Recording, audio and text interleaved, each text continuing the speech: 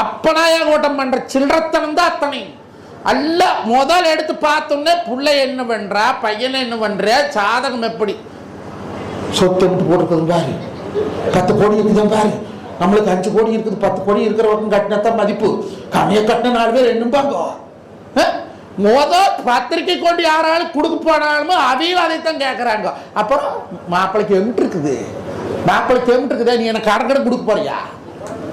சொத்தை பார்த்து பார்த்து பார்த்தேதான் இந்த குடியானவன் அழிஞ்சு போய் கிடக்குறான். இப்பெல்லாம் ஒப்பார் கோயால இன்னும் சம்பாரிச்சு வச்சிருந்தாங்க.